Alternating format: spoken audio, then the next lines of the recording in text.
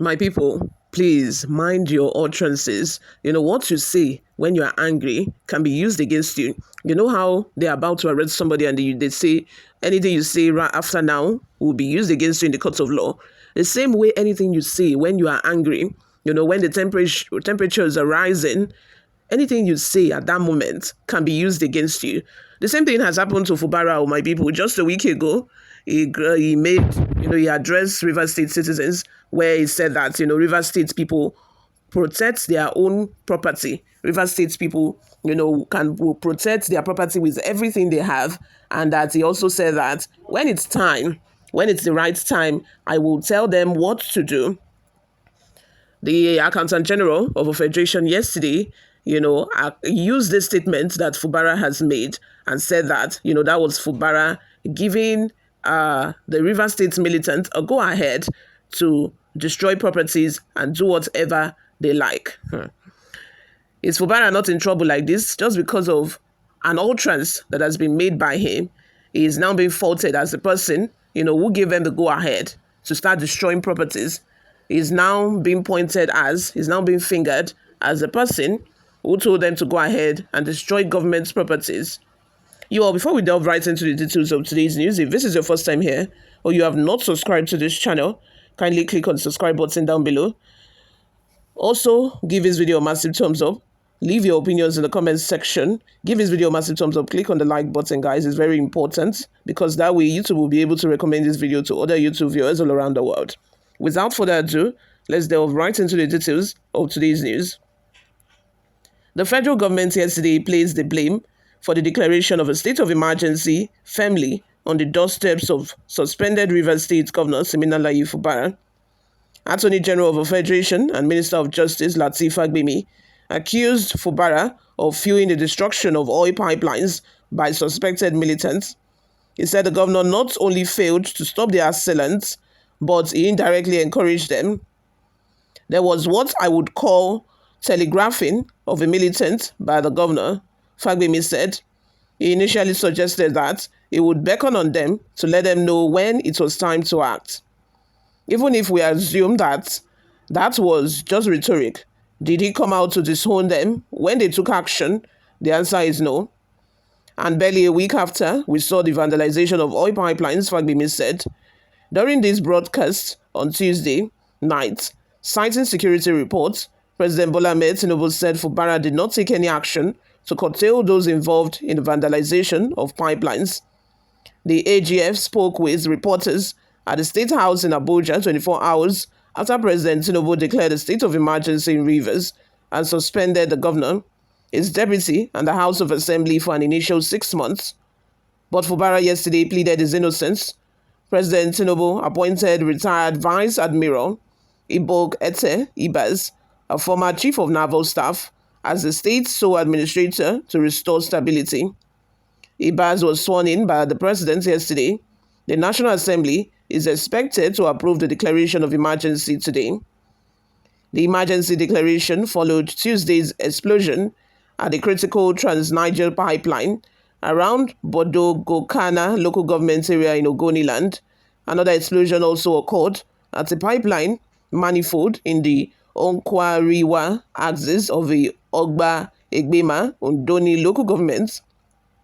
The AGF was referring to Fubara's comments at the inauguration of a government house quarters on March 3rd.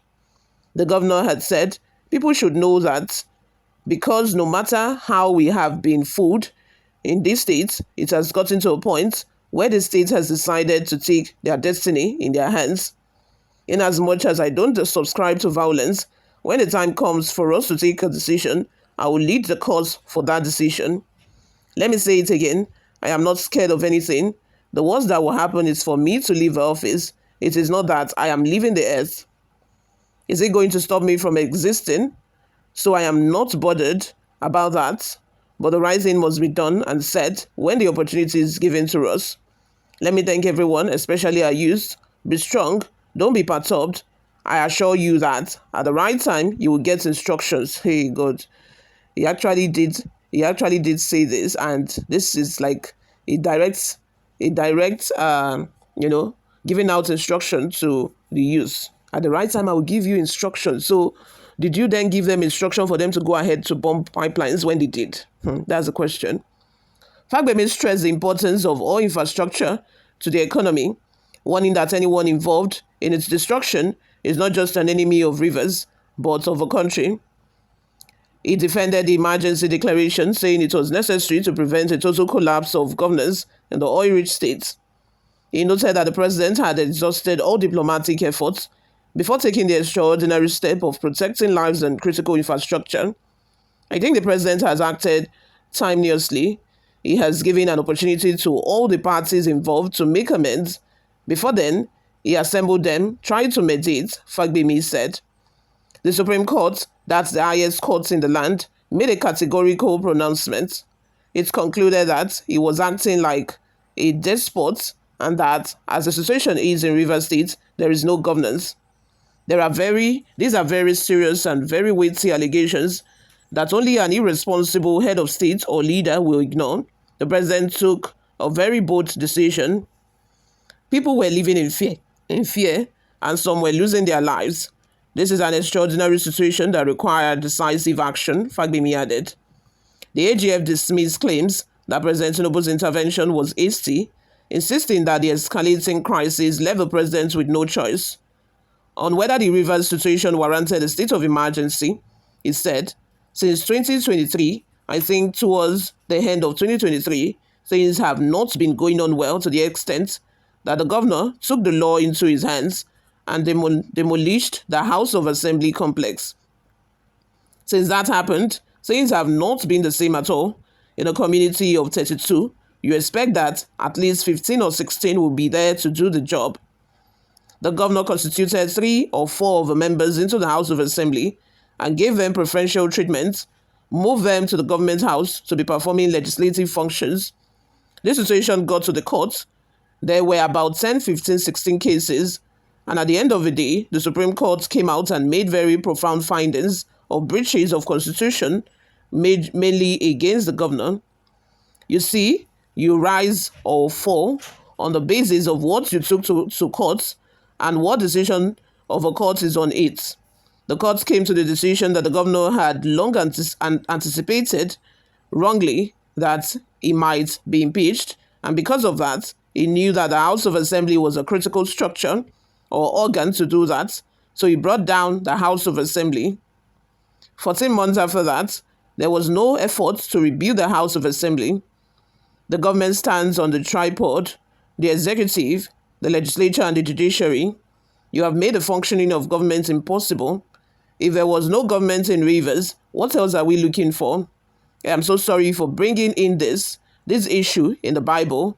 They asked Jesus Christ, are you the Son of God? And he said, yes. Then others chorused, what further evidence do we need from this man? So the stage was set, but no action was taken immediately in the expectation or hope that good sense would prevail. The governor would create an enabling environment and that the House of Assembly too would be reasonable enough to ensure that the people of Rivers got a return for their voting of both members of the House of Assembly and the governor and other elected officials to enjoy the dividends of democracy. Then the third in the series is about the security situation.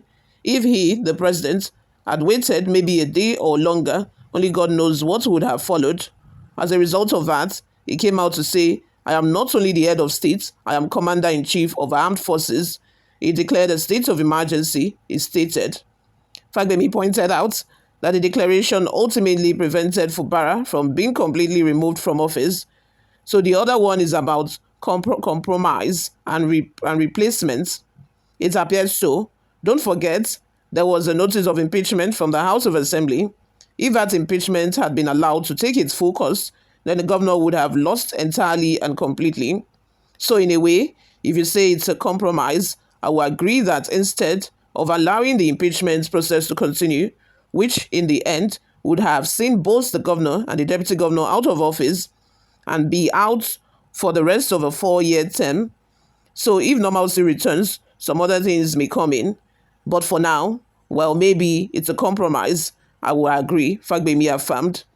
He urged those aggrieved by the president's decision to seek redress through the National Assembly noting that the federal legislature has the constitutional authority to overturn the suspensions by refusing to grant the required two-thirds majority approval. If a National Assembly feels what the president did was not okay, it will not have two-thirds of a National Assembly. We are expecting that within 48 hours, something will come out. The ball is now in the court of a National Assembly. If they do not ratify it, the suspension will not stand, he said. Fagbemi explained that the Rivers State case is different from that of Adamawa, Borno, and Yobe states, where the elected structures were preserved despite the declaration of a state of emergency under Goodluck Jonathan in 2013. According to him, the governors requested action, whereas Fubara did not urge President Tinubu to intervene. Every matter depends on the particular facts and circumstances of a case. You can declare an emergency in a variety of ways. If it was Boko Haram, they were situated or confirmed in particular areas, and the governor then said, "Come to my aid." But the governor, who is at the center of it here, has not made any such request, and it would have been grossly irresponsible for the president to fold his hands. So the situation in the era of Jonathan is different from what we have here. What we have here is everybody is involved. You can exercise your rights, but there are always lines. You don't cross the lines because there would be consequences, he said. Fagbemi absolved the Minister of the Federal Capital Territory, Nyesom Wike, of responsibility, insisted that the Supreme Court findings did not implicate FCT Minister. There are occasions when, especially when it comes to national issues, we have to come out plainly and sincerely. Where do you put the Minister of FCT in this case? Was he the one who asked for the demolition of the House of Assembly? Was he the one who said the governor should not present his budget to the House of Assembly? Was he the one who advised the governor not to go through the House of Assembly for purposes of ratifying the commissioner nominees? The FCT minister did not feature. Assuming he featured, it would have featured maybe on the side of the legislators, Fagbemi said. He called for patriotism from all parties involved in the Rivers political crisis, stressing that prioritizing the entity Nigeria is most crucial. On allocations, the Minister of Justice said it would be in order to release the funds for the smooth running of the state. An extraordinary situation has arisen in Rivers. When the administrator comes, he may request for these funds, and to me, it would be in order for the release of that fund because of the extraordinary situation, Fagbemi added. President Tinubu swore in Vice Admiral Ibas some few hours ago. He pledged to prioritize peace, security, and stability in the state. He told reporters, Mr. President made it very clear in his broadcast, if the main issue is that of maintaining law and order in the state, I think for any meaningful activities to take place in Rivers State, that is the utmost task. The ceremony, which took place in the president's office, was witnessed by the Chief of Staff, Femi Gbajabiamila, and other aides.